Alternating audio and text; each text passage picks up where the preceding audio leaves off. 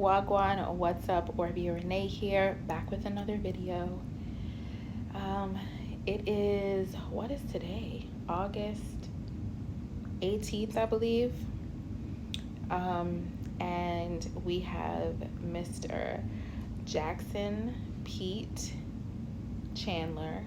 That's his first and both of his middle names. Here. He is sound asleep, of course. He is officially 8 weeks. And this is my birth story.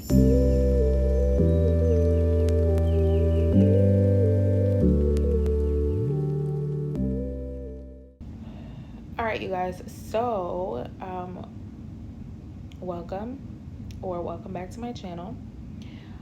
If you are looking for content surrounding faith, IVF, if you want to look back at past videos to where I talk about my IVF journey, then you can watch those, and also have videos about my pregnancy, and now we are postpartum, you guys.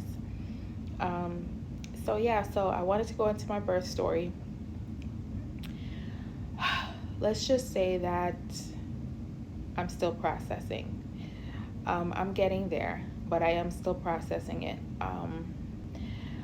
So originally we planned to have a vaginal delivery.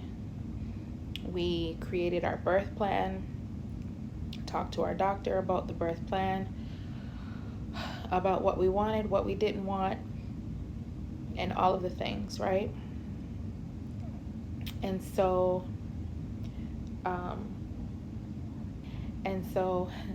we, prepared for that, for a vaginal unmedicated delivery, labor and birth.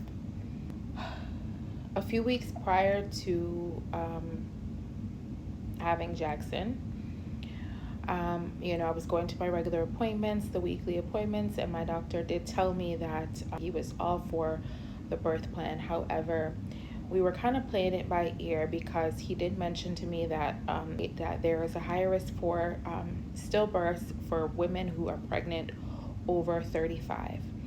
And on top of adding in the IVF piece to it, it also increased the risk. I will say that I didn't have any issues during pregnancy as far as preeclampsia, gestational diabetes, none of that. Okay, I was good the whole pregnancy. I mean, of course I had aches and stuff like that, but nothing too crazy. I was like, okay, kept keeping it in mind.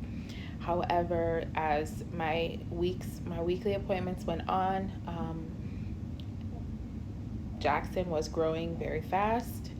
Jackson was already at 35 weeks, 36 weeks. Jackson was already over 7 pounds. And so, that also added another layer to it. So we did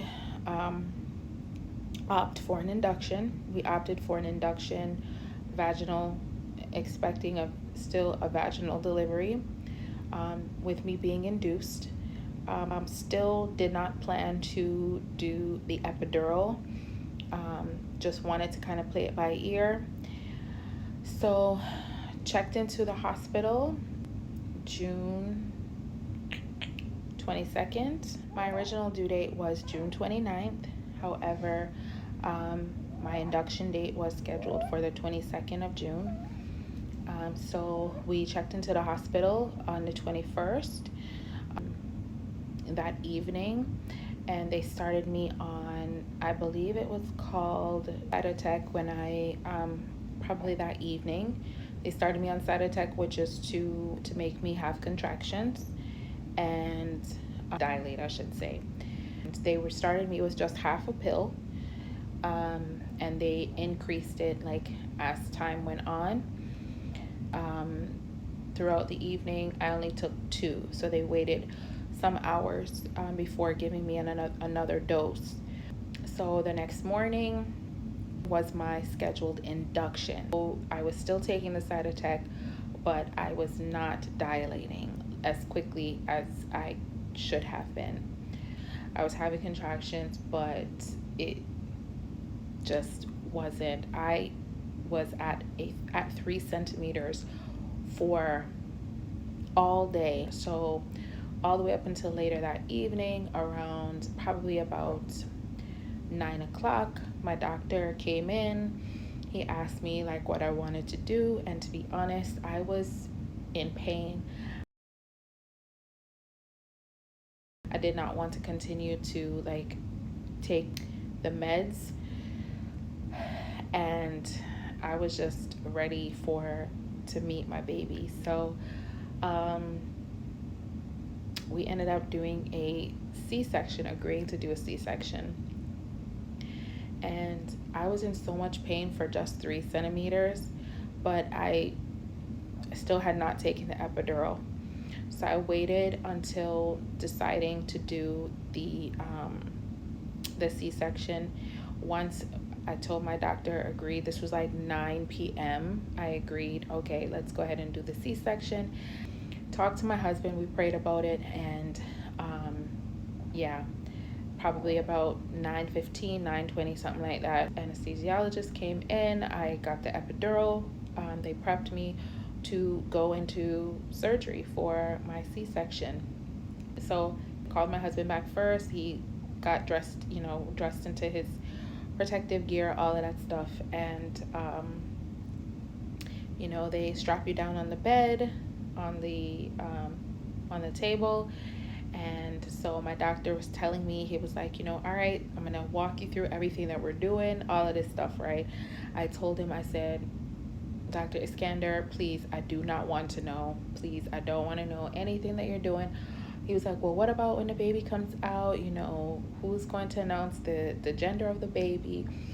And, I said, let my husband tell me, right? So he's starting and he's cutting me. I didn't feel anything. But as I'm like processing the fact that, number one, they're pulling my child out of me. Number two, I can't feel anything. Okay. Number three, the anticipation was building. I started vomiting while I was laying on my back on the operating table. I was vomiting and I could not stop, you guys. Looks like you're enjoying yourself. Oh, yeah, that looks like you're enjoying. Okay, you okay? You I'm okay. okay? I could not stop vomiting.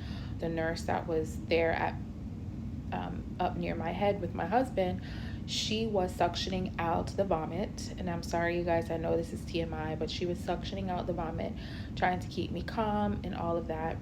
And my husband was trying to keep me calm, but I just could not stop vomiting. I kept vomiting, you guys. I literally vomited probably maybe like 10 times while on the table. And then my husband was like, oh, the baby is out. It's a boy, babe. He was like, it's a boy. We already had his name picked out. From the time that they started cutting me until the time the baby was out, it was maybe 20 minutes, you guys, maybe, if that. And that's all the way, and that includes even to them sewing me back up. That was maybe 20-25 minutes. It was literally a very quick procedure.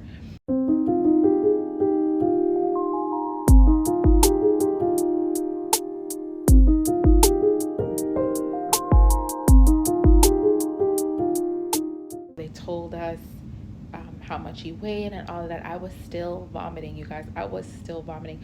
I was giving God praise. I was like, thank you, Jesus for my baby coming into this world. I was just blessing the Lord, praising God. As I was vomiting, I was giving God thanks and praise because we were here, right? We were at the point where we were finally able to meet our blessing, our miracle. However, I continued to vomit. I kept vomiting, and it was, oh my gosh, it was a surreal experience because vomiting while on your back is so scary. It's so, so scary. They finally wheeled me back to, after my doctor sewed me up, they wheeled me back to my room.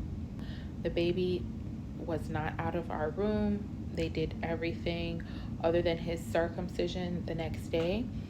My husband was with him in the room for that, but other than that, the baby was in the room with us the whole time. Unfortunately, my birth plan of having a vaginal labor, a vaginal delivery was non-existent. It did not happen. Everything that we had on our birth plan, most of it pretty much went out the window, other than other than immediate contact, which we did. Also, what we wanted for the baby. Other than that, everything, most of the things dealing with me that I had on my birth plan did not happen. I was in pain at my incision for, a few weeks. I was in pain from my cesarean incision, but, it wasn't unbearable. Definitely, like, if I were to cough or anything like that, it was painful there. So we stayed in the hospital for 3 days. I was discharged, came home. Then on the 29th of June, that evening, well, the day before, on the 28th, I noticed like I was having shortness of breath, but it wasn't too crazy, right? I was having shortness of breath. I really thought that it was just my mental. Like, I thought that, I was just coming to the realization that I literally just had a baby. Everything that we had prayed for has now come to pass, and I think I was processing it, right? I thought that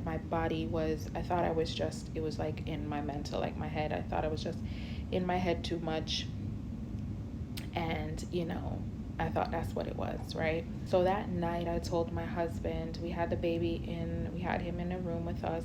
My mother was here because my mother had planned to spend a few weeks here. So she was already here. My father, he came into town as well. So I'll say this. I was feeling the shortness of breath, but I didn't tell anybody. And later on in the evening, Jackson woke up in the middle of the night. So we were tending to him. I went to the restroom and I came back into the bedroom, and I told my husband, I said, if and I was having a little bit of headache, and I told my husband, I said, if in the morning I don't feel better, if I'm having shortness of breath, I have a headache, if I don't feel better, I want to go to the hospital. My husband's like, why do we need to wait till the morning? We need to go now. So we left on that night, went to the hospital, went to the emergency room. The hospital is very close to our house.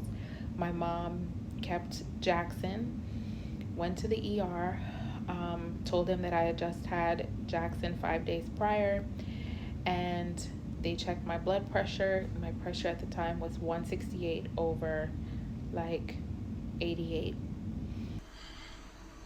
Wow. Let's just give me a second. Let me process that.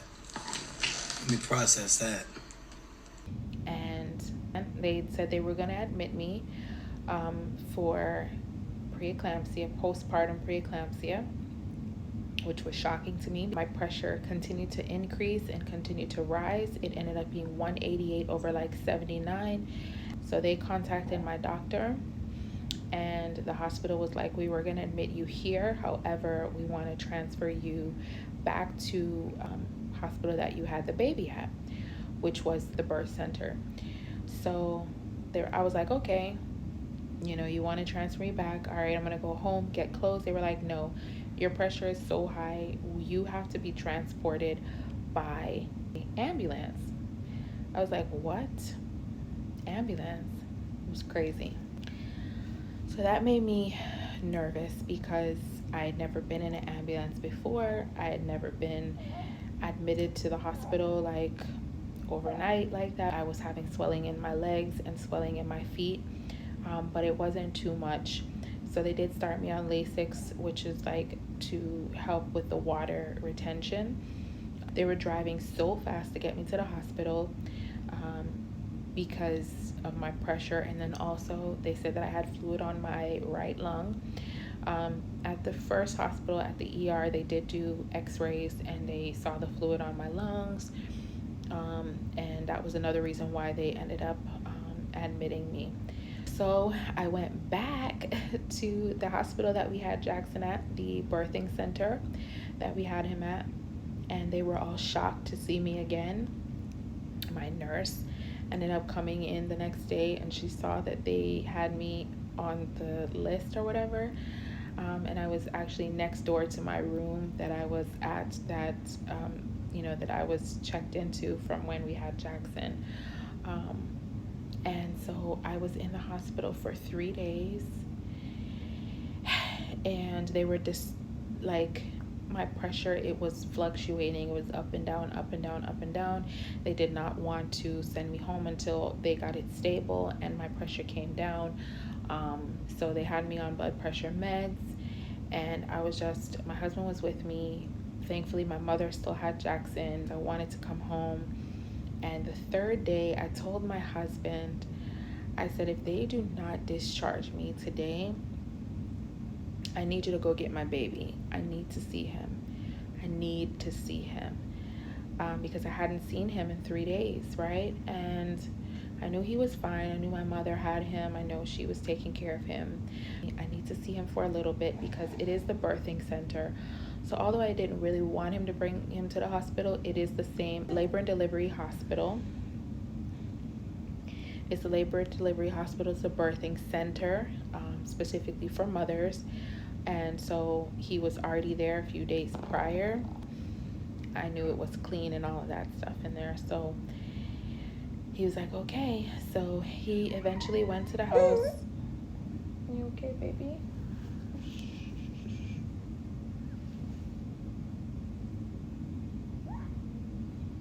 He eventually went to the house to get him, and he brought Jackson to the hospital. And when when I picked him up and I held him in my arms, my nurse came in maybe like 30 minutes later. She checked my pressure again and she was like, this is crazy. My pressure had shot down. Like it was back to like normal range. And she was like, you just needed your baby. That's it. I just needed him. I needed him. And it brought my pressure down. And I got discharged that day, that evening. And matter of fact, my husband didn't even get to, it was so quick, my husband didn't even get to bring Jackson back home to my mom. Because the doctor came in and he was like, yeah, we can go ahead and discharge you. So I was thankful, so very thankful.